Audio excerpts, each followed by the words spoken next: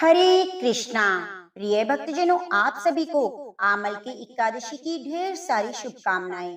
इस व्रत में भगवान विष्णु और आंवले के पेड़ की पूजा की जाती है। आमल की एकादशी का व्रत रखने वाले व्यक्ति को स्वर्ग और मोक्ष दोनों में जो अभिष्ट हो वह प्राप्त होता है। जो व्यक्ति 1000 गायों का दान कर पुण्य प्राप्त करता है, उतना पुण्य आमल की एकादशी का व्रत करके प्राप्त कर सकते हैं। व्रत में आंवले का बड़ा महत्व है। वृक्ष की पूजा की जाती है। भगवान को आंवले का भोग लगाया जाता है।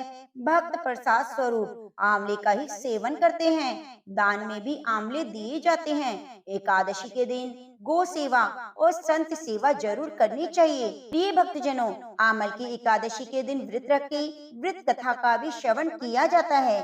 तो आइए बड़े ही पवित्र भाव से आमल की एकादशी के दिन सुनी जाने वाली पौराणिक कथा को सुनते हैं। धर्मराज युधिष्ठिर बोले, हे जनार्दन, आपने फाल्गुन के कृष्ण पक्ष की विजय एकादशी का सुंदर वर्णन करते हुए सुनाया।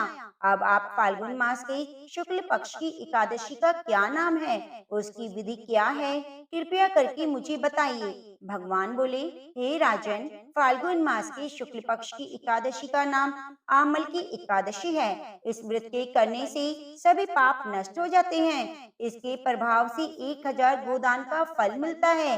इस व्रत के करने से सभी पाप नष्ट होते हैं। हे राजन, अब मैं आपको महर्षि वशिष्ठ जी द्वारा राजा मानधाता को सुनाई गई पौराणिक कथा के बारे में बताता हूँ। आप इसे ध्यान पूर्वक सुनिए। राजा मानधाता बोले, हे वशिष्ठ जी, यदि आप मुझ पर कृपा करें तो किसी ऐसे व्रत की कथा कहिए जिससे मेरा कल्याण हो। महर्षि वशिष्ठ बोले, हे राजन, सब व्रतों से उत्तम और अंत में मोक्ष देने वाली आमल की एकादशी के व्रत का मैं वर्णन करता हूँ। यह एकादशी फाल्गुन मास के शुक्ल पक्ष में होती है। एक वैदिश नाम का नगर था, जिसमें ब्राह्मण, क्षत्रिय, वैश्य, शूद्र चारों वर्ण आनंद सहित रहते। उस नगर में सदैव वेद ध्वनि गूंजा करती।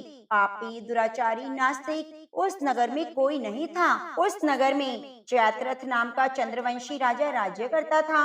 वे अत्यंत विद्वान और धर्मी था। उस नगर में कोई भी व्यक्ति दरिद्र और कंजूस नहीं था। सभी नगरवासी विष्णु भक्त थे। अबला, वृद्ध, स्त्री, पुरुष एकादशी का व्रत करते।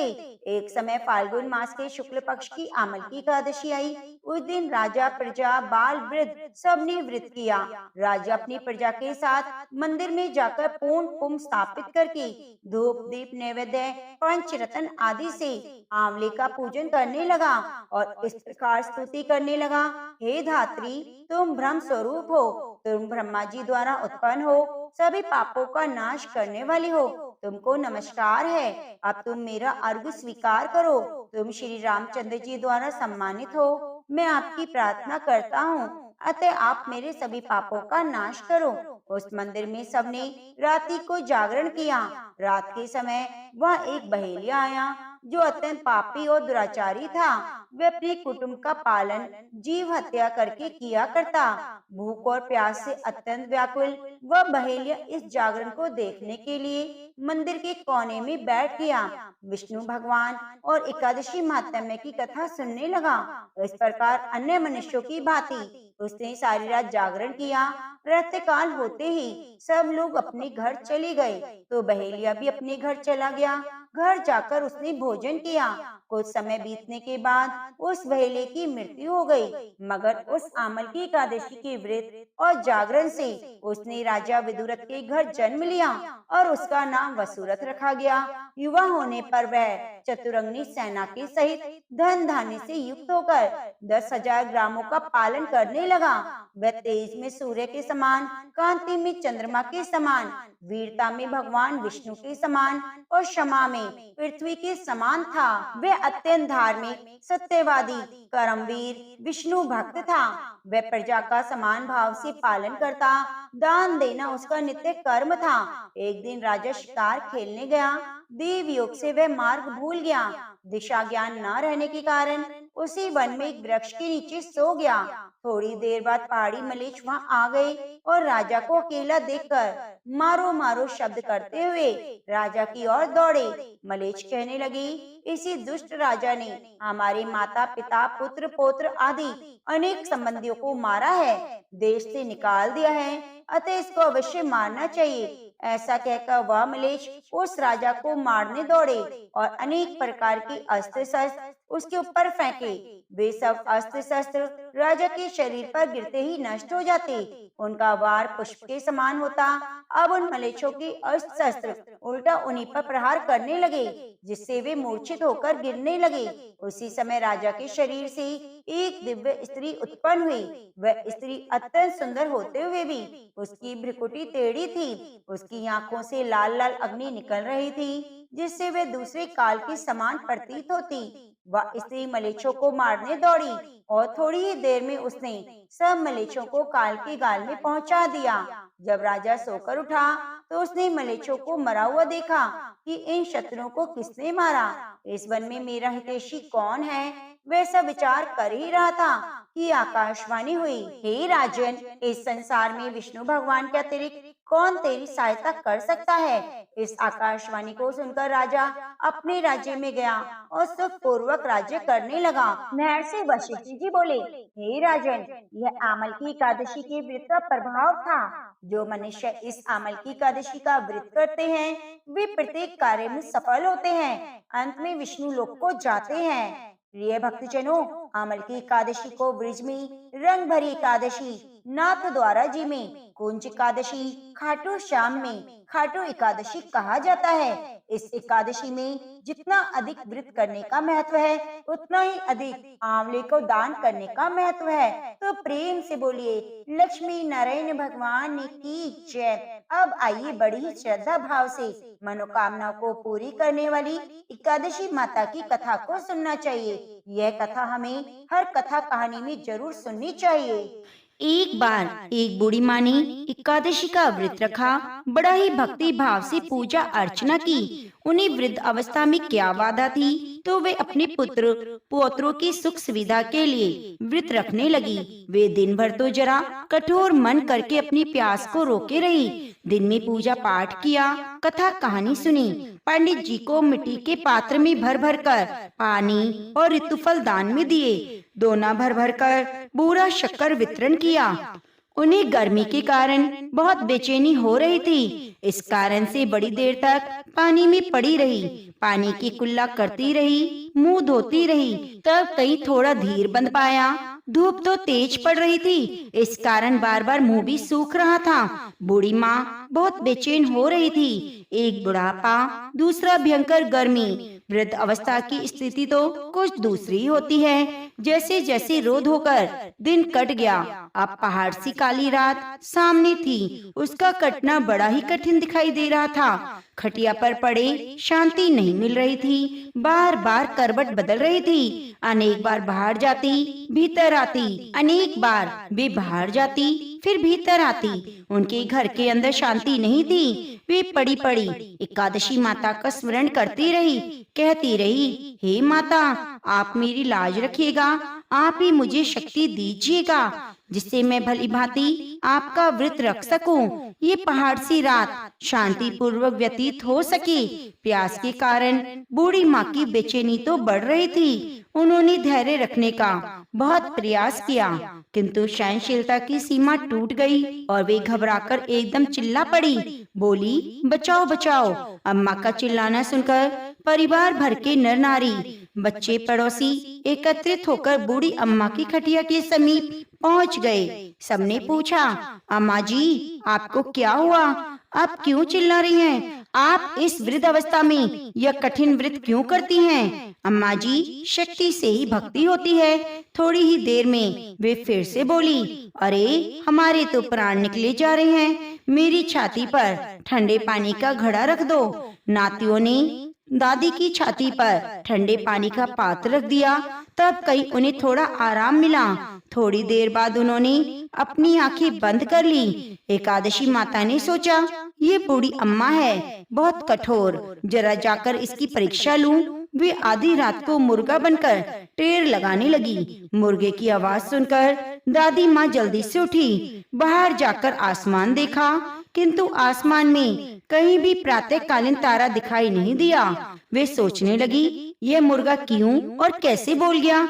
उन्हें प्यास तो लग रही थी। थोड़ा उनका मन भी विचलित होने लगा, किंतु अंत में उन्होंने निश्चय किया, अब मैं इस व्रत को पूर्ण करके ही छोड़ूंगी, चाहे मेरे प्राण निकल जाएं। यह सोचकर वे फिर से खटिया पर स्थिर होकर लेट गई। थोड़ी ही देर में एकादशी माता ने उनकी फिर से परीक्षा लेनी चाहिए। एक छोटी सी बालिका एक गिलास में शरबत लेकर उनके सिरहाने खड़ी हो गई और जोर से बोली, दादी जी, सवेरा हो गया, हाथ मुंह धो लो, शरबत पी लो। पहले तो शरबत का गिलास देखकर उसका मन ललचा गया, किंतु अचानक व्रत का स्मरण हो आया। उन्होंने सोचा, मैं किसी भी प्रकार से अभी शरबत नहीं पी सकती। वे शांति पूर्वक खटिया पर लेट गई। फिर थोड़ी ही देर में उन्हें ऐसे लगा जैसे किसी ने उन्हें पानी के कुएं में पटक दिया हो। वे थोड़ी देर तक उस कुएं में हाथ पांव चलाती रही, किंतु उन्होंने अपने मुंह में पानी की एक बूंद भी नहीं जाने दी और वे दृढ़ता पूर्वक अपना व्रत पालती रही। थोड़ी देर में न जाने सामने आग जलने लगी, जिससे भारी गर्मी बढ़ने लगी। प्यास के कारण प्राण निकलने लगे, किंतु बूढ़ी अम्मा का कोई कुछ नहीं बिगाड़ पाया। वे जहाँ की तहाँ मुस्कुराती हुई बैठी रही। थोड़ी ही देर में बाहर प्रकाश दिखाई देने लगा। ऐसे लगा सवेरा हो गया।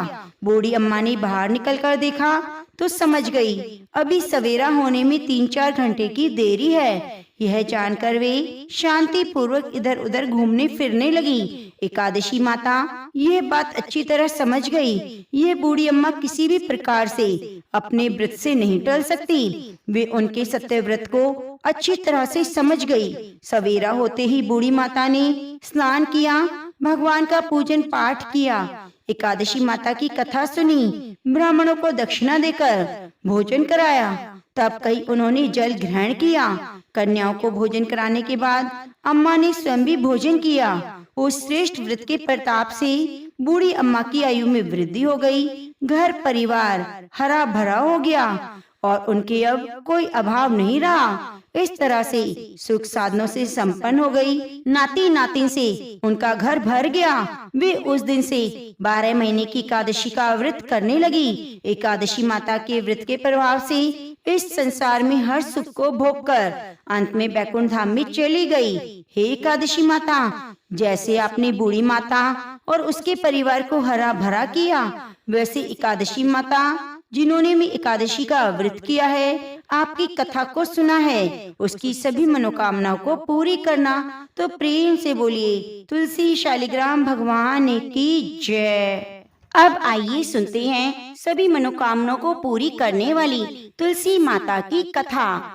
एक बार एक बूढ़ी माई थी जो प्रत्येक एकादशी को श्रद्धा के साथ तुलसी माता की पूजा करती, एकादशी का उपवास करती, नियमित रूप से तुलसी माता को जल से सींचा करती। तुलसी माता में गहरी श्रद्धा थी। वे जब भी तुलसी जी को सींचते समय तुलसी माता से कहती, हे तुलसी माता, सत की दाता, मैं तेरा बिरवा सींचती हूँ, मुझे बहू दे, पीले रंग की धोती दे, मीठा मीठा घास दे, बैकुंठ में बास दे, अच्छी मौत दे, चंदन की काठ दे, अच्छा राज दे, खाने को दाल भात दे, 11 के दिन भगवान श्री कृष्ण का कांधा दे। बुढ़िया माई की यह बातें सुन सुनकर तुलसी माता सूखने लगी। तुलसी माता को यूं सूखते देखकर भगवान कृष्ण ने पूछा, तुलसी, तुम प्रतिदिन क्यों सूखती जा रही हो? तब तुलसी माता ने कहा, बस मेरे मन की बात मत पूछो। भगवान कृष्ण ने कहा, मैं नहीं पूछूंगा तो फिर कौन पूछेगा? तब तुलसी माता कहने लगी, प्रभु, एक बूढ़ी माई आती है और अपनी बात कहकर चली जाती है, मैं उसकी सारी बातें तो पूरी कर दूं, लेकिन कृष्ण का कांधा कहाँ से लाऊंगी? भगवान बोले, जब वह मरेगी तो मैं अपने आप ही कांधा देने आ जाऊंगा, तुम बस बूढ़ी माई से कह देना। इसके कुछ दिनों बाद ही बूढ़ी माई मर गई। बूढ़ी माई के मरने पर सारा गांव इकट्ठा हो गया। गांव वाले जब उसका अंतिम संस्कार करने के लिए उन्हें अर्थी पर उठाने लगे तो वे बहुत भारी हो गई, जिस कारण उनकी अर्थी बिल्कुल भी नहीं हिल रही थी। सभी बोले, यह तो बहुत पूजा पाठ करती थी, कोई पाप नहीं किया, फिर भी इतनी भारी कैसे हो गई। तभी वहाँ बूढ़ी ब्राह्मण के वेश में भगवान कृष्ण आए और बोले, भाइयों यह भीड़ कैसी है। तब गांव वालों ने बताया, एक बूढ़ी माई मर गई है और वह इतनी पापिन थी कि उसकी अर्थी तो उठ ही नहीं रही, वे बहुत भारी हो गई है। ब्राह्मण रूपधारी भगवान कृष्ण बोले, मुझे इसके कान में कुछ कहने दो, फिर यह उठ जाएगी। तब गांव वालों के कहने पर भगवान कृष्ण बूढ़ी माई के कान के पास जाकर उसके कान में बोले, हे माई, तू अपने मन की बात कर ले, पीताम्बर की धोती ले, मीठा मीठा घास ले, बैकुंठ में बास ले, चटके की चाल ले, चंदन की काठ ले, झालर की झिनकार ले, दाल भात का जीवन ले और ले कृष्ण का कांधा। अब तो भगवान की ये सब बातें सुनकर बूढ़ी माई हल्की हो गई। भगवान स्वयं उसे अपने कंधे पर ले गए। इस तरह बूढ़ी माई को मुक्ति मिल गई और वह वैकुंठ को चली गई। हे तुलसी माता, जैसे आपने इस बूढ़ी माई की मुक्ति करी वैसे सभी की करना। जैसे भगवान ने उन्हें कांधा दिया वैसे हमें भी देना। तो प्रेम से बोलिए, कृष्ण भगवान की जय। भगवान श्री कृष्ण महाराज युधिष्ठिर को दान की महिमा का वर्णन करते हुए कहते हैं कि एक समय राजा धर्मदेव ने ऐसा पाप कर दिया जिसके कारण उसे कीड़ा बनना पड़ा। राज्य की महाराजा वो बड़े धर्मात्मा थे, बिना दान पुण्य किए भोजन भी नहीं करते। फिर उन्होंने ऐसा कौन सा पाप हो गया। तब भगवान श्री कृष्ण महाराज युधिष्ठिर को बताते हैं कि राजा धर्मदेव का यही स्वभाव तो उसके लिए मुसीबत बन गया। उसने कुछ ऐसा दान कर दिया जिसके कारण राजा धर्मदेव को कीड़े की योनि में जन्म लेना पड़ा। तब भगवान श्री कृष्ण से महाराज युधिष्ठिर कहने लगे, हे भगवान, मेरी समझ में तो कुछ नहीं आ रहा, आप मुझे विस्तार से बताइए, राजा धर्मदेव के साथ ऐसा कैसे हो गया। तब भगवान श्री कृष्ण कहते हैं, हे राजन, इस कथा को बड़े ध्यान पूर्वक सुनिए। कथा के बीच में आप कहीं भी अपना ध्यान मत भटकाइएगा, क्योंकि मैं देखता हूँ जब भी कोई कथा को सुनता है तो उसे या तो निद्रा आने लगती है या ध्यान इधर उधर हो जाता है। तो हे महाराज युधिष्ठिर, इस दान की महिमा को आप कथा को पूरा जरूर सुनना। राजा धर्मदेव राज्य करते थे, वे बड़े महादानी थे। जब तक अपने द्वार पर आए हुए भिखारी ब्राह्मणों को भोजन नहीं करा देते तब तक स्वयं भी भोजन नहीं करते। उनका रोज का नियम था। पूरे राज्य में खूब प्रशंसा थी। राजा धर्मदेव के दान धर्म करने के नियमित समय था। एक निश्चित समय तक वे दान करते। राजा धर्मदेव सुबह 10 बजे से लेकर दान बांटना शुरू करते और सूर्य अस्त होने तक दान देना बंद कर देते। सूर्य अस्त के बाद अगर कोई उनके यहाँ दान लेने आता तो वे दान नहीं देते, बल्कि अगले दिन आने को कहते। राजा की प्रसिद्धि धीरे धीरे देश विदेश में फैलने लगी। अब तो राजा धर्मदेव के द्वार पर याचकों की भीड़ लगी रहती। वह प्रत्येक दिन हर याचक को दोनों हाथों की अंजलि में जितनी स्वर्ण मुद्राएं आ जाती उतना धन दान किया करते। सभी याचक राजा की जय जयकार करते हुए चले जाते। इसी प्रकार से राजा के दिन बड़े अच्छे से निकल रहे थे। एक दिन क्या हुआ, इसी राज्य के एक ब्राह्मण परिवार जो जंगलों के पास रहता था, ब्राह्मण बड़ा तपस्वी था। उसे अपनी मेहनत से जो कुछ मिलता उसे खाकर अपना समय काट लेता।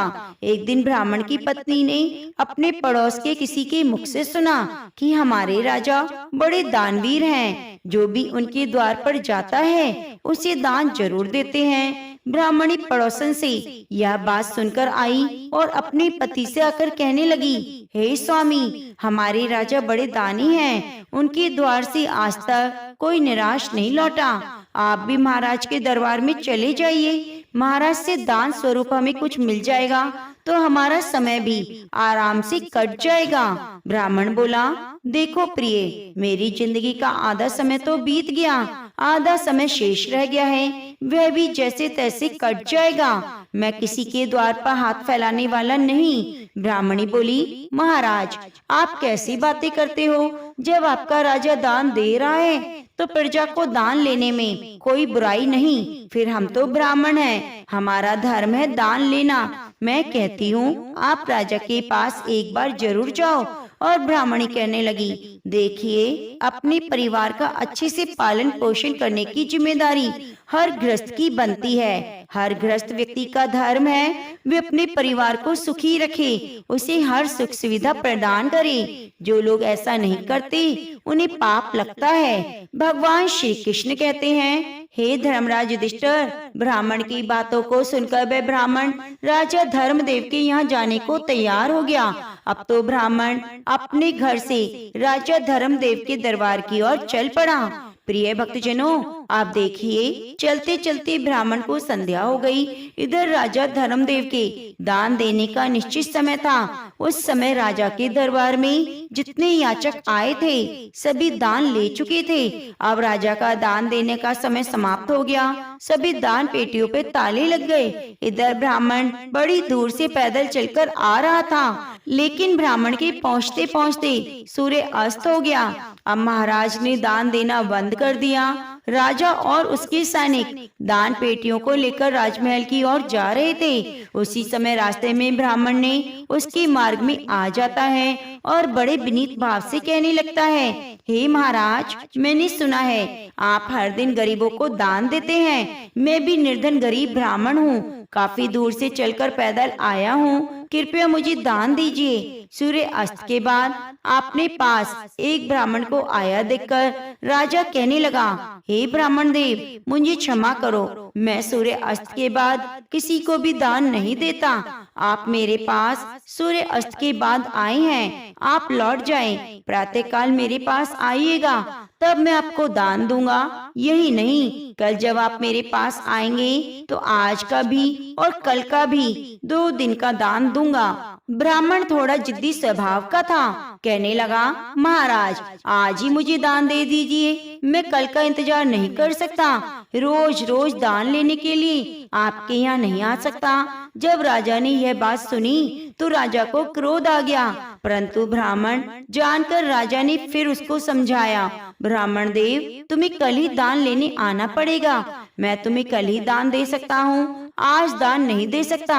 फिर ब्राह्मण बोला, नहीं महाराज, दान तो आज ही लूंगा, कल मैं आपके पास नहीं आऊंगा। यह बात राजा को अच्छी नहीं लगी। राजा क्रोध में आ गया और क्रोधित होकर राजा ने वहाँ घोड़ों की लीद पड़ी हुई थी। राजा के चलते चलते घोड़े के अस्तबल के पास पहुँच गए और राजा ने देखा ब्राह्मण आज ही दान लेने की जिद कर रहा है, तो उसने दान के रूप में घोड़े की लीद उठाकर ब्राह्मण की कमंडल में डाल दी। ब्राह्मण उस लीद को लेकर सम्मान से अपने घर की ओर चल देता है। इधर घर पर उसकी पत्नी इंतजार कर रही थी, सोच रही थी, मेरे पतिदेव राजा के यहाँ से कुछ दान लेकर आते होंगे, राजा साहब उन्हें सोने की मोहरें देंगे जिससे हमारी दरिद्रता दूर हो जाएगी। ब्राह्मण दान में घोड़े की लीद लेकर घर पहुँचा तो ब्राह्मण की पत्नी बड़ी प्रसन्न होती है और ब्राह्मण से कहने लगती है, मैं तुमसे कहती थी ना, महाराज के दरबार में दान लेने जाओगे तो महाराज तुम्हारी गरीबी मिटा देंगे। यह बात सुनकर ब्राह्मण बोले, हे देवी, दान देने वाले ने दान दिया और मैंने ले लिया। तुम एक काम करो, इस स्थान को गोबर से लीप दो। जब मैं तुम्हें राजा के द्वारा दिया हुआ दान दिखाऊंगा तो ये दान अपवित्र हो जाएगा। बड़ी खुशी के साथ ब्राह्मण की पत्नी ने उस जगह को गोबर से लीप दिया, एक दीपक जलाकर रख दिया, वहीं जाकर बैठ गई। भगवान श्री कृष्ण कहते हैं, हे महाराज युधिष्ठिर, उसके बाद ब्राह्मण ने घोड़े की लीद से भरा हुआ पात्र अपने ब्राह्मण को दे दिया। ये देखकर ब्राह्मणी बहुत हैरान हुई कि कैसा मजाक है। ब्राह्मण ने कहा, मजाक कैसा? राजा ने जो दान दिया है वही तो लेकर आया हूँ। अब तो ब्राह्मणी बड़ी दुखी हुई कि राजा ने लीद का दान किया। क्या राजा के पास धन की कमी हो गई थी? चलो कोई बात नहीं, महाराज से गलती हो गई होगी, आज फिर से राजा के पास चले जाना। उस दिन के बाद ब्राह्मण कभी भी राजा के पास दान लेने नहीं गया। ब्राह्मण ने उस लीद को अपने घर के द्वार पर रख दिया।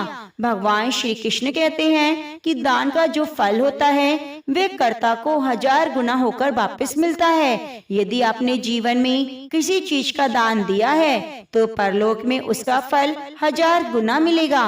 राजा ने जो लीद का दान दिया था उसी लीद का भगवान की कृपा से ब्राह्मण के घर के द्वार पर पहाड़ बन गया। इस तरह राजा के दान का फल बढ़ता चला गया। ब्राह्मणी ब्राह्मण से पूछती है, हे स्वामी, इस लीद का क्या होगा? यह तो रोजाना बढ़ती जा रही है। आप तो वेदों के ज्ञाता हैं, मुझे बतलाइए। तब ब्राह्मण कहने लगा, देखो देवी, ये राजा के दान का फल है जो बढ़ता जा रहा है। उस फल को भोगना पड़ेगा राजा को। यदि हम इसे उपयोग में ले रहे होते तो राजा का शुभ फल मिलता। अब हम जबकि हमारे द्वार पर ये काम का नहीं तो इसका परिणाम अब राजा को भोगना होगा। यह बात सुनकर ब्राह्मणी बड़ी सोच में पड़ गई। इस प्रकार धीरे धीरे समय बीता। इधर उस लीड का पहाड़ काफी बड़ा हो गया। भगवान श्री कृष्ण महाराज युधिष्ठिर से कहते हैं, हे धर्मराज युधिष्ठिर, अब आप आगे सुनिए कि एक दिन की बात है। राजा धर्मदेव वन में शिकार के लिए गया, परंतु राजा धर्मदेव को कोई शिकार नहीं मिला।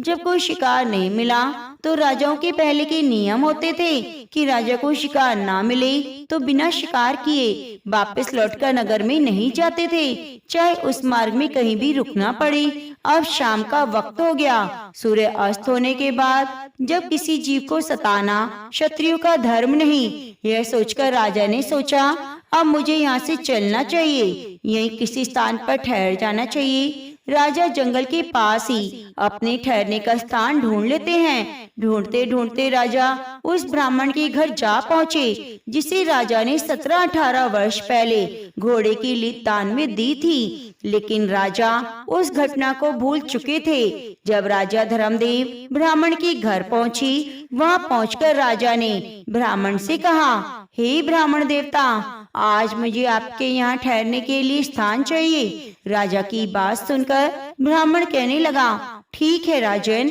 आपका हमारी कुटिया में स्वागत है। उस रात राजा धर्मदेव ब्राह्मण की कुटिया पर विश्राम करते हैं। जो भी ब्राह्मण के घर में रूखा सूखा भोजन था, ब्राह्मण ने राजा को अतिथि सत्कार किया। भोजन करने के बाद राजा की रात वहीं बीत गई।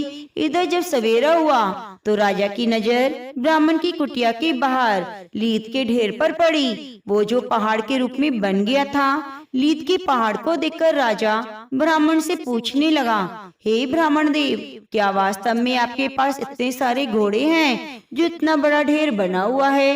तब ब्राह्मण ने उत्तर दिया, महाराज, हम तो पूजा पाठ साधना करने वाले ब्राह्मण हैं, हमें भला घोड़ों से क्या काम? राजा ने कहा, फिर ये लीद का ढेर कैसे हुआ?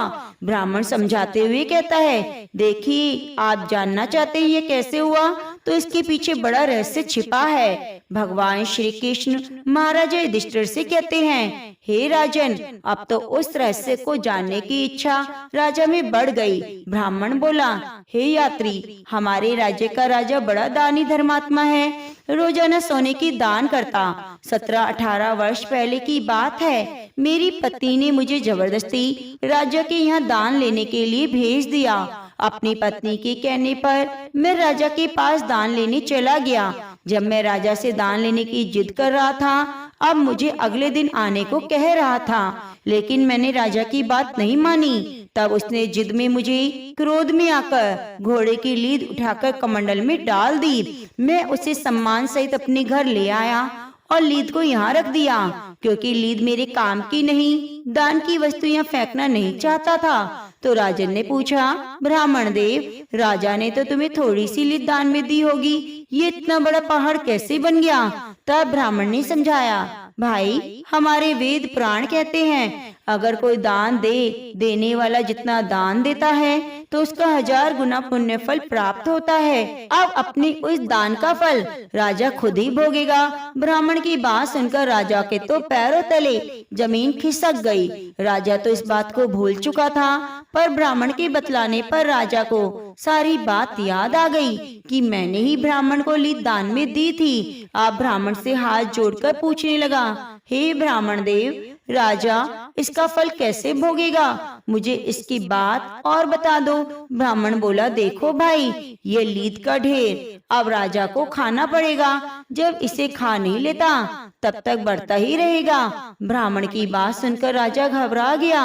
उसने सारी बात ब्राह्मण को बता दी। मैं इस राज्य का राजा हूँ, मैंने आपको दान दिया, मुझे क्षमा करें, मुझे उपाय बताएं, मेरा उद्धार करें। ब्राह्मण कहने लगा, महाराज, मैं आपको पहचान गया था। यदि तुम ही राजा हो तो परिणाम तो भोगना पड़ेगा, क्योंकि दान देने वाला यदि किसी ऐसी वस्तु का दान देता है जो अनुपयोगी हो, दान पाने वाले के काम की नहीं हो, तो उस वस्तु का फल भोगना पड़ता है। ब्राह्मण कहने लगे, राजन, आपको अपने किए का फल तो भोगना पड़ेगा। यदि इस लीद को खाने से बचना चाहते हो तो दूसरा उपाय है, मैं बताता हूँ। यदि इस उपाय को कर लेते हो तो उपाय को करने से तुम्हारे बहुत सारे हिस्सेदार हो जाएंगे। यदि उपाय नहीं करोगे तो सारी लीद तुम्हें खानी पड़ेगी।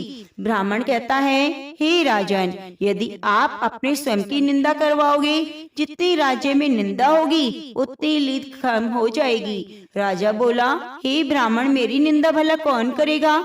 लोग तो मेरी प्रशंसा करते हैं। तब ब्राह्मण ने कहा, तुम्हारे जो कुल पुरोहित हैं, तुम उसकी कन्या का हाथ पकड़कर जबरदस्ती अपने घर ले आना, मांगने पर भी कन्या को मत लौटाना। इस प्रकार से राज्य में तुम्हारी निंदा शुरू हो जाएगी। लेकिन तुम उस कन्या के प्रति कभी गंदी नजर मत डालना। उस कन्या को बेटी के रूप में लेकर आना, लेकिन यह बात किसी को मत बताना कि तुम उसे बेटी बनाकर लाए हो। कन्या को लेकर जाकर तुम उसे अपनी रानी के पास छोड़ देना और कह देना वह उस कन्या को बेटी की तरह पाले। पर घर जाके लोग समझेंगे कि तुमने बहुत बड़ा निंदनीय काम किया। पूरे राज्य में तुम्हारी निंदा होगी और लीद का ढेर कम हो जाएगा। राजा को उपाय समझ आ गया। अब तो राजा अपने राज्य को लौट गया और आकर सीधा अपने कुल पुरोहित के घर पहुंचा। कुल पुरोहित ने जब राजा को अपने घर आया देखा तो कुल पुरोहित ने पूछा, हे राजन, क्या बात है, आज आप बड़े उदास लग रहे हैं। राजा ने कहा, गुरुदेव, आप अपनी बेटी को बुलाइए, मुझे उससे कुछ काम है। कुल पुरोहित ने सोचा शायद कोई उपहार देना होगा, कोई बात करनी होगी। उन्होंने पुत्री को आवाज लगाई। राजा उसका हाथ पकड़ते हैं और कुल पुरोहित को धक्का देकर बेटी को रथ में बिठाकर ले गए। बेचारा कुल पुरोहित अपनी बेटी के लिए गिड़गिड़ाता रहा। महाराज, आप ये क्या कर रहे हैं? राजा ने एक बात नहीं सुनी। राजा चुपचाप उसकी कन्या को लेकर अपने महल में पहुंच जाता है और रानी के पास छोड़ देता है। कहता है कि पुत्री की तरह रखना, लेकिन यह बात किसी को मत बताना। राजा ने पूछा, महाराज, आप इसे लेकर क्यों आए? ये हमारे गुरु की बेटी है। तब राजा ने कहा, महारानी, चुपचाप होकर आप सब कुछ देखो। जो मैं कर रहा हूँ वह अपने उद्धार के लिए कर रहा हूँ। भगवान श्री कृष्ण कहते हैं कि देखो, जब राजा पुरोहित की बेटी को उठाकर ले आया तो प्रजा वालों ने देखा, उन्हें कुछ पता नहीं था, तो पूरे राज्य में निंदा होने लगी। राजा तो बड़ा व्यभिचारी व्यक्ति है, जिसने अपने गुरु की पुत्री को पत्नी बनाकर जबरदस्ती रख लिया। हम तो पहले ही कहते थे ना, राजा बड़ा नीच है, लोगों को दान देकर केवल दिखावा करता है। इस तरह से पूरे राज्य में उसकी बदनामी होने लगी। ऐसे राज्य का क्या भरोसा, ऐसे राजा का क्या पक्का भरोसा। इस प्रकार से ब्राह्मण के द्वार पर वह लीद का पहाड़ कम होता जा रहा था। जो लोग राजा की निंदा कर रहे थे वे लीद के ढेर के हिस्सेदार बनते जा रहे थे। धीरे धीरे लीद का ढेर कम हो गया। राजा कुछ दिनों बाद फिर से दोबारा ब्राह्मण के घर गया तो देखता है लीद का ढेर कम हो गया है। जितना राजा ने ब्राह्मण को दान में दिया वह सब देखकर वह खुश हो गया। ब्राह्मण से बोला, हे ब्राह्मण देव, आपने पहाड़ जैसा लीद का ढेर तो कम करवा दिया। जिन जिन लोगों ने निंदा की वे उसके हिस्सेदार बन गए, लेकिन जब थोड़ी सी लीद रह गई है, इसका उपाय बताएं। ब्राह्मण ने कहा, हे राजन, यह लीद जो रह गई है वह तुम्हारे हिस्से की है, तुम्हें खानी ही पड़ेगी। तुम्हें इसे खाने के लिए कीट की योनि में जन्म लेना पड़ेगा। अब राजा बोले, हे मुनि, ऐसा उपाय बताएं जो मैं करूं। हे मुनि, ऐसा कोई उपाय बताएं जो मैं करूं। जिससे आप मुझे बताएं और ये लीद खत्म हो जाए, मुझे कीट की योनि में जन्म ना लेना पड़े। तब ब्राह्मण एक उपाय बताते हैं। राजन, मेरा एक भाई है जो इसी नगर में रहता है। वे बड़ा विद्वान, ईश्वर भक्त है। भगवान श्री कृष्ण में उसकी भक्ति है। वे दोनों बड़े पतित हैं, सज्जन हैं, हर समय ईश्वर के ध्यान में लगे रहते हैं। उन दोनों में कोई बुराई नहीं। यदि वे दोनों आपकी बुराई निंदा करते हैं तो बचा हुआ लीद का ढेर भी समाप्त हो जाएगा।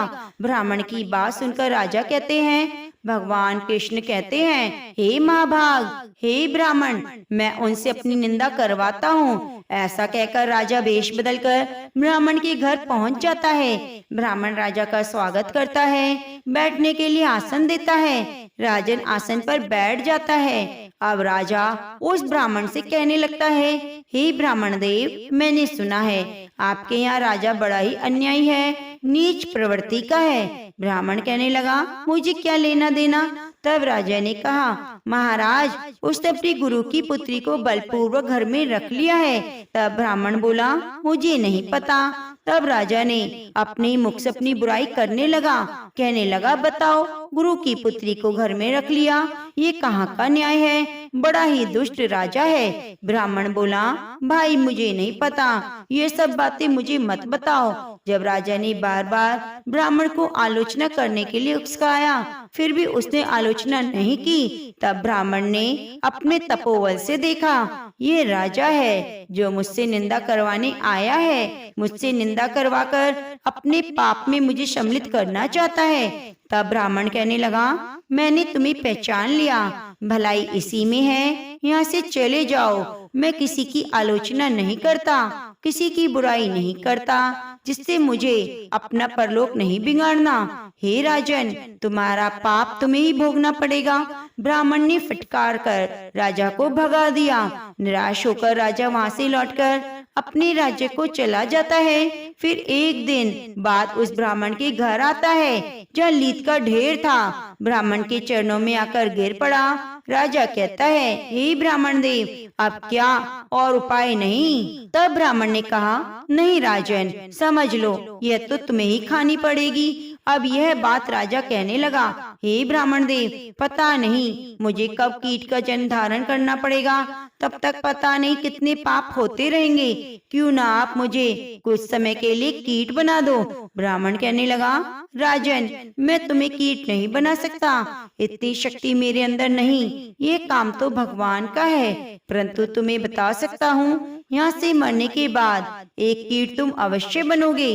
अब तुम अपने हिस्से की लीद खा लोगे और पाप से मुक्त हो जाओगे, क्योंकि तुमने जीवन में कोई पाप नहीं किया, सदैव दान किया, गरीबों की सहायता की। परंतु तुमसे भूल हो गई और तुम्हें ये भूल भुगतनी पड़ेगी। कीट तो अवश्य बनना पड़ेगा, लेकिन लीद को खाने के बाद तुम मानव योनि में परिवर्तित हो जाओगे। भगवान श्री कृष्ण कहते हैं, कुछ ही दिनों बाद राजा धर्मदेव की मृत्यु हो गई और मृत्यु के बाद वह गोबर को खाने वाला कीड़ा बना। जिस जगह पर लीद पड़ी थी वहीं पर वह खाने लगा। धीरे धीरे कई वर्षों में लीद को वह कीट खाते खाते अपने हिस्से की सारी लीद खा लेता है। तभी उसकी नजर उस कीड़े पर पड़ी और उस समय वह मनुष्य रूप में प्रकट हो गया। राजा धर्मदेव, जिसने क्रोध में एक ब्राह्मण को दान में लीद दी, जिसके कारण कीड़े की योनि में पैदा हुआ। प्रिय भक्तजनों, इसी प्रकार एक महान दानी राजा को भी अहंकार में आकर किए गए दान का फल कीड़ा बनकर भुगतना पड़ा। भगवान श्री कृष्ण महाराज युधिष्ठिर से कहते हैं, जो व्यक्ति अनुपयोगी वस्तुओं का दान देता है, क्रोध के वशीभूत होकर दान देता है, अहंकार वश देता है, सदैव पाप का भागी बनता है। दान देने से पहले मनुष्य अपने अंतर मन को देखे कि दान देने का सामर्थ्य नहीं तो दान ना दें, लेकिन वही दान दें जो उपयोगी हो, सही हो, और दान हमेशा सुपात्र को देना चाहिए। दान ऐसी वस्तु का दिया जाए जो आगे व्यक्ति के काम में आए, ना कि उसे फेंक दे जो उसके प्रयोग में ना हो। तो प्रेम से बोलिए, लक्ष्मी नारायण भगवान की जय।